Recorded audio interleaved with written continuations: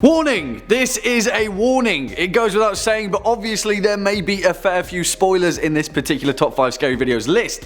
But I, for one, am pretty confident that you horror fans have got quite a few feathers in your cap when it comes to some of the greatest scenes in horror cinema. But still consider this a spoiler warning. Now, as we're all probably aware, a story can rarely be told without a beginning, a middle, and an end. And in horror cinema, more often than not, the age-old tale of the hero triumphing over an ancient evil usually ends up not exactly working to plan. And if horror cinema reminds us of anything, it's not that everything has a happy ending. Hello horror fans, what's going on? And once again, welcome back to the Scariest channel on YouTube, top 5 scary videos. As per usual, I'll be your horror host, Jack Finch, as today we curiously take a look at the top 5 scariest horror movie endings. Roll the clip. Why don't we just wait here for a little while?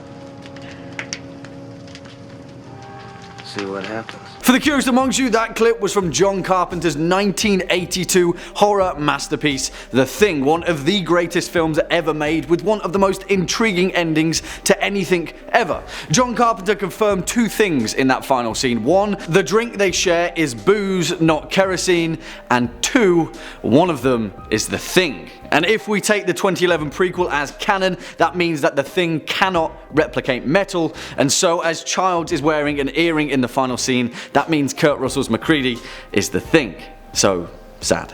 Anyways, if you can't tell, this is one of our most honourable of honourable mentions. On with the show. Coming in at our number 5 spot, Sleepaway Camp, 1983.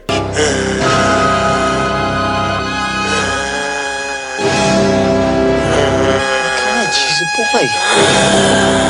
Now, it's important to note that this list is specifically about the final few scenes of this horror movie in question, because for the most part, 1983 Sleepaway Camp is a cookie-cutter teen slasher that didn't exactly make any noteworthy waves in the endless ocean of horror cinema. I'm not saying that it's a bad film in the slightest, because it's not, and it's campy and entertaining and all the best parts of classic 80s horror, but that's not to detract from the fact that the final scene of Sleepaway Camp is something else entirely, and it sticks out like a sore thumb so much that it ends on a completely different tone than the rest of the film set out, and that, as you may imagine, burned the final few frames into our brains for quite a while. I mean, the actual narrative implications aside, just look and listen to that horrifying image of Angela / Peter standing naked, covered in blood, holding a severed head in her / his hand. Throughout Sleepaway Camp, we know that there's a killer on the loose, and we eventually begin to assume that the shy and timid Angela, whose brother Peter died when they were kids, somehow didn't die in that motorboat accident, and now perhaps he's seeking revenge on the camp for some reason in that classic Friday the 13th fashion. But nope, forget about that. Angela is Peter after being forced into taking up his dead sister's identity by his messed up and highly dysfunctional aunt. Yeah, Sleepaway Camp is up there. Where the hell did that curveball come from, right? Whew. Coming in at number 4, Invasion of the Body Snatchers, 1978.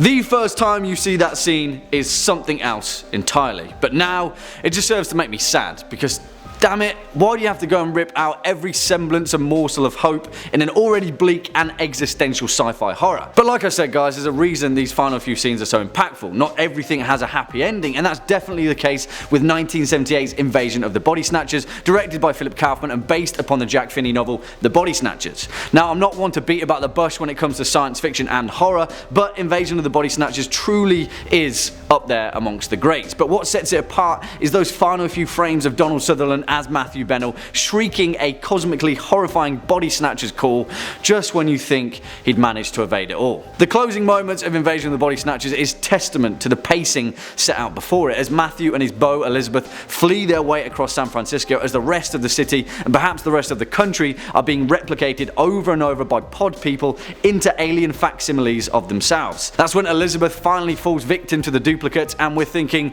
there's no way that Donald Sutherland can be subject to any more trauma. The guy's got to catch a break, right? Nope, just a shriek, and nope, no hope. The 1970s were a trying time, and this film kind of summed up the whole era. Yeah, exactly. Next up at number 3, Saw, 2004. Now you might be thinking, what the hell, really? Saw?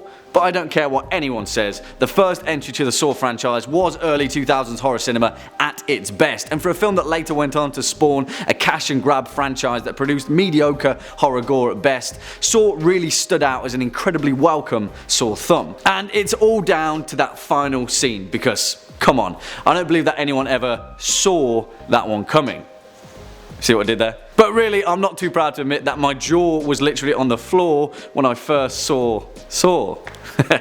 Sorry, I just can't help myself. Obviously, the beauty of the final few moments of James Wan's first dip into mainstream horror was only worthwhile because of the setup. And it's in its simplicity that gave us as an audience a reason to be dumbstruck with shock and awe, because after all, it was right under our noses the entire time. Now, that's not to say that Saw made us feel like idiots at all. It's not a gotcha kind of reveal, because as Jigsaw rises from his slumber, as the dead body that we thought had been the first victim of the Saw room, who couldn't take the merciless imprisonment anymore and so blew his head off with a gun, becomes the one thread that has been tying all of these narratives together. And I have to say, hats off, because narratively speaking, Saw is masterfully done. I'm not sure about you though, but it kind of gives off a bizarre sense of enjoyment as well. It's almost too perfect in a way, as if Jigsaw and James Wan were both at the top of their game at that point, and it was only downhill from then on. I mean, you could say it was game over.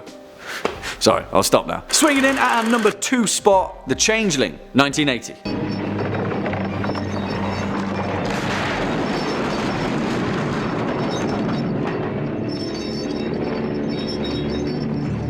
And now I'm going to be throwing in a little curveball to this list, because each point so far has been rife with spoilers after spoilers, and I know that many of you appreciate these horror cinema lists purely for the sheer joy of discovering new movies, and I'm going to be doing that with a film that was released way back when in 1980, but hey, whatever, go figure. Horror cinema is eternal, and 1980's The Changeling is an undiscovered gem that deserves to be discovered for both its ending and for the rest of the film as a whole. This film is terrifying, and no, I'm not talking about the Angelina Jolie 2008 crime drama Changeling. I'm talking about The Changeling, directed by Peter Medak and written by Russell Hunter, who also claimed to have experienced the events of this film in real life, if it's not terrifying enough already. Yes, this film is based on a true story. Do what you will with that information. Obviously, I can't talk about the ending of this film without spoiling it, and hopefully that 10-second clip was also spoiler free, but trust me on this one, the final few scenes of The Changeling are truly haunting. You know what's even better? This film has no gore, no jump scares, no overt violence, just a classic haunted house story with a little more to it than what first meets the eye. And finally, coming in at our number 1 spot, The Mist, 2007.